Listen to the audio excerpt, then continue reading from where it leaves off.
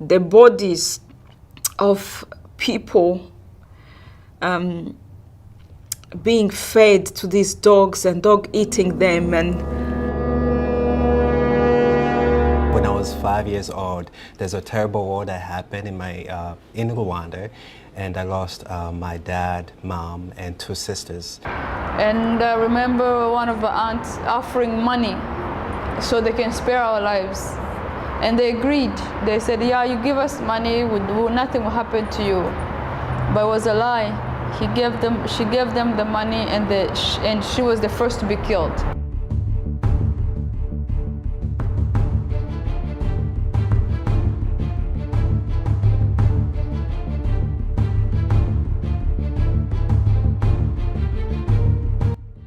their goal was to exterminate every Tutsi. I remember sitting in the lounge with my dad and my 2 brothers, because we were already in our pajamas, ready to go to bed, and he said, put on your clothes, wear layers. So we had 2 layers each. And he said, if you hide, don't hide together, because if you are together, they will kill you all. Nobody was willing to hide us.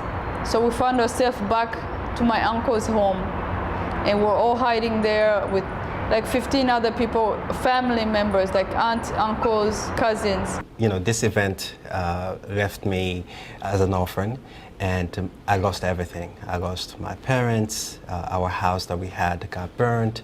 So from the time I was 5 to the time I was 10, I went through so much. I was in the bush as much as 3 months.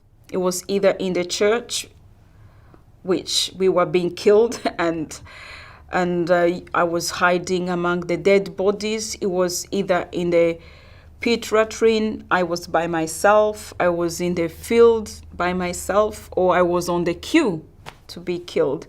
So those 3 months has been the longest horror nightmare that I have.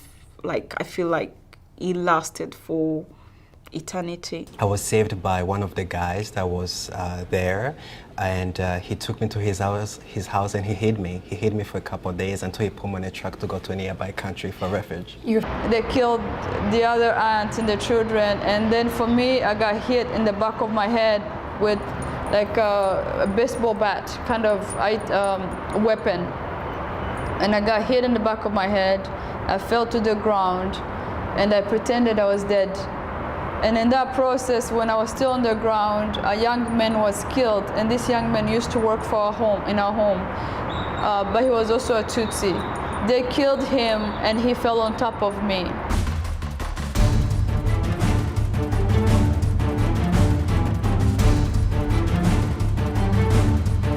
Country, the Congo, where we went as refugees, we had nowhere to go. We were in camps, and then eventually I reunited with my family, and life wasn't easy afterwards, and I constantly was beaten, abused, and both physically and emotionally, and life was just tough for a young person like myself who had just witnessed. My sister had an older sister who was already in Canada, and that time when they found out that we survived, they started the process of trying to get us our papers to go to Canada. In '94, before the year ended, we went to Kenya to start the process of going to Canada. So we spent another year in Kenya before we went to Canada in 1995.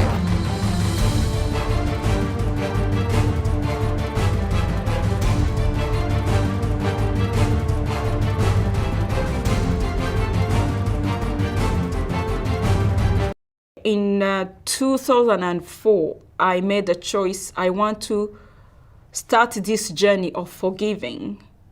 Is it easy? No, it has never been easy. And even now I speak about it, it's not easy. And once my sister settled in Bridgeport, I joined with later on in 2005. And the journey was not easy because I came without knowing how to speak English, and I was a kid in a new country. I didn't know anyone.